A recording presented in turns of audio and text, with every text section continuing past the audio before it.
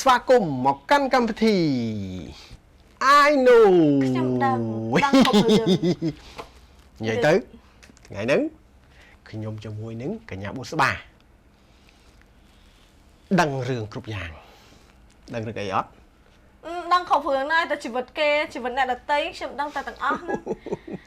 តែអត់មើលឆ្នាំងកខ្លួនឯងទេចាអត់បានមើលធុងកខ្លួនឯងចេះដឹងរឿងគេពីរអ្នកខ្ញុំចរិតចឹង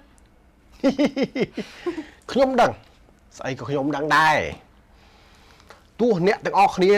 ណាទៅបត់ជើងរួចទឹកឬធ្វើសកម្មភាពអីក៏ខ្ញុំដឹងដែរហួយបាយទៅដាក់កាមេរ៉ាសុវត្ថិភាពនៅផ្ទះគេណាខ្ញុំមានបណ្ដាញ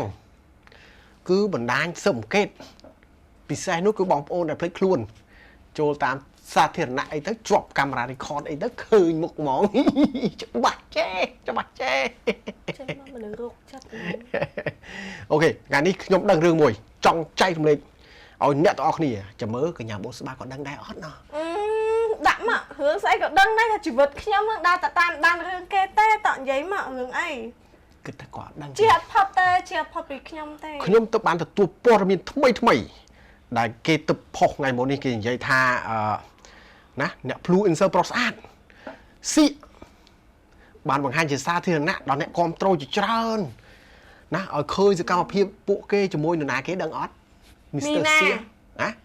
ត្រូវអត់មីអាណាមីណាអូមីណាត្រូវ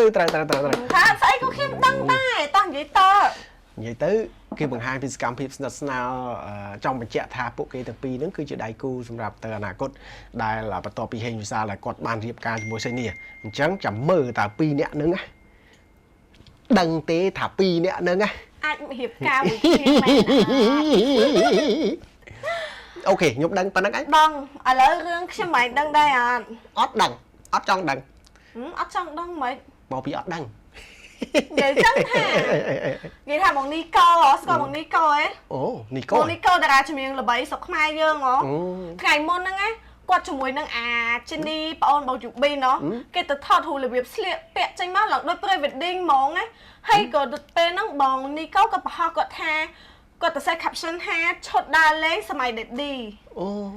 បាយចឹងបាយគិតថាពីរអ្នកគាត់ហ្នឹងជីនីជាមួយនឹងបងនីកូហ្នឹង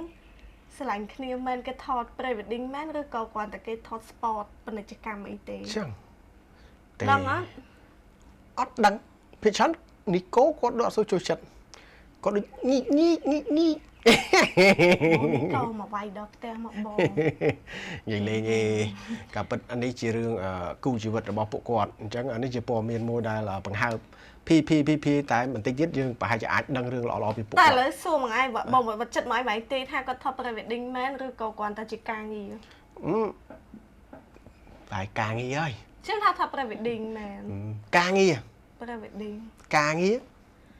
pre wedding អូខេមើលទៅអត់ឈ្នះគ្នាទេឥឡូវសម្រាប់ថាវគ្គតបខ្ញុំជាមួយនឹងកញ្ញាបុស្បាភ្នងគ្នា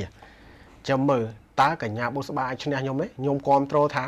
ការងារគាត់ថាជា pre wedding អូខេប៉ុន្តែมันអាចសម្រេចបានទេអញ្ចឹងមានតែពួកខ្ញុំទាំងពីរនាក់នេះដេកចាំដាំចេកមើលសិនលេងហ្គេមអញ្ចឹងខ្ញុំនិងកញ្ញាបុស្បានឹងលេងហ្គេមទី1គេហៅថាជាពាក្យបដៅខ្មែរក៏ដូចជារបៀបដូចថាសំណួរលបងប្រាជ្ញាអូខេម្នាក់5ណាសួរម្នាក់5អូខេជុះបើសិនកញ្ញាបុស្បាចាញ់ខ្ញុំ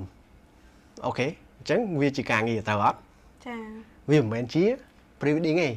អូខេតោះយើងទៅទាំងអស់គ្នា